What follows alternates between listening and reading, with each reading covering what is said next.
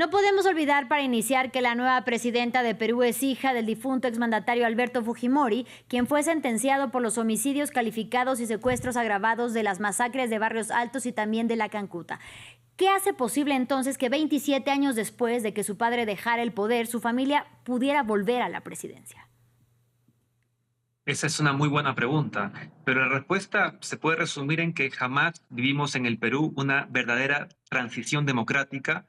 Ahí cuando el ex dictador Alberto Fujimori dejó el poder entre los años 2000 y 2001 tras la revelación de los Vladivideos. El Fujimorismo en los 90 construyó un andamiaje, una estructura de poder a través de su nueva constitución del 93, que además fue aprobada con un estrecho margen, y el nuevo gobierno peruano no llamó sino a un acuerdo nacional cuando lo que correspondía, bajo una lógica de verdadera higiene democrática, era llamar a una nueva constitución. Entonces, de alguna manera quedaron las estructuras de poder del fujimorismo y estas han, verdad, ciertamente se han desmerecido, se han debilitado en los primeros años de los 2000, pero luego se han venido reforzando. Nunca se desvanecieron, sino que se reforzaron y ahí tenemos un punto de quiebre en el año 2016 cuando el fujimorismo obtiene la mayoría absoluta en el Congreso de la República, lo que le vale para, por ejemplo, generar inestabilidad política a través de las mociones de vacancia, lo cual nos tiene ahora con 8 presidentes en muy pocos años. Pero además también cabe recordar que el fujimorismo ha sido parte del poder en los últimos años desde el Congreso y ha sido muy activo.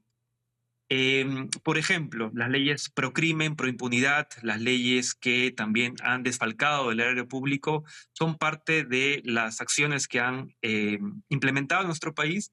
Y por último, también señalar dato no menor, y es que se trata sí de la primera mujer presidenta electa en el Perú, pero también es la primer presidente que ha sido electa sin ganar en territorio nacional. La señora Keiko Fujimori no ha ganado en territorio nacional, sino que lo que le da ventaja es el voto en el extranjero.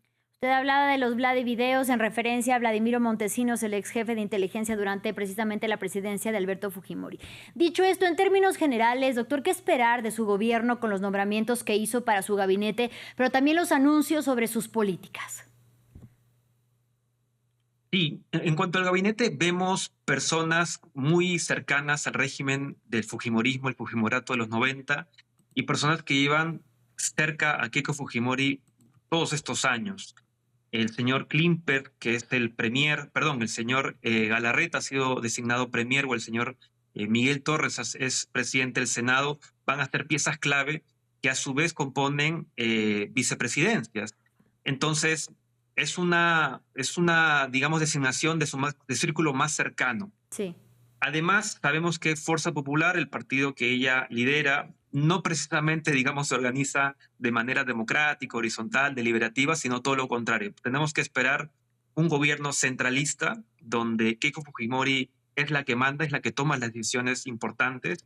Segundo, un gobierno antiderechos por cómo ha venido también gestionando la bancada fujimorista desde el Congreso, qué leyes han venido aprobando. Las leyes conocidas aquí como procrimen o proimpunidad han sido incluso meritorias de unas llamadas de atención de las Naciones Unidas, la Corte Interamericana de Derechos Humanos o Human Rights Watch.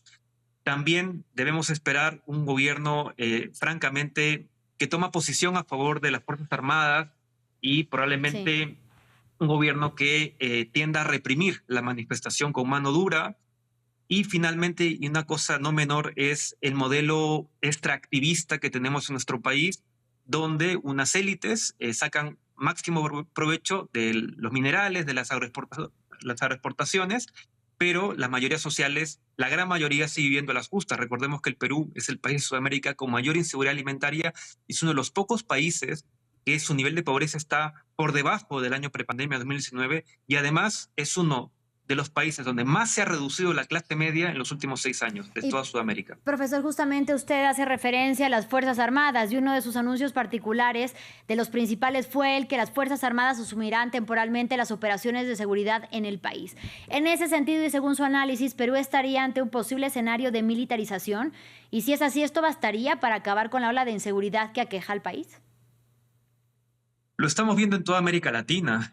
Quienes asumen el poder en los últimos años, a partir especialmente de la victoria de Donald Trump en Estados Unidos, ya sea Milei, ya sea Noboa, el propio Bukele, que lleva varios años más, han creado primero, se dedican a decir, lo primero es que reciben el peor estado posible, que es una catástrofe lo que están recibiendo, que hay deuda y se dedican a reducir de manera que el costo de esa supuesta reducción en nombre de la eficiencia son los servicios públicos y los derechos. En segundo lugar, crean un enemigo interno. En El Salvador fueron las maras, en Ecuador fueron los supuestos narcotraficantes y en el Perú van a comenzar a hablar seguramente de narcoterroristas o de terroristas, algo que ya hemos venido aquí denunciando, se ha venido denunciando en el Perú como este discurso del terruqueo, por el cual es conocido también la derecha peruana. Entonces, tenemos efectivamente en América Latina y también en el Perú un incremento de los discursos de estigmatización, de terruqueo y de violencia hacia las poblaciones que se manifiestan, las poblaciones vulnerables. Y aquí también un especial hincapié en que este discurso y este gobierno ha prometido inversiones, más destraves o desburocratizar la inversión privada transnacional, lo cual puede implicar también vulneraciones a los derechos de las comunidades en todo el territorio nacional.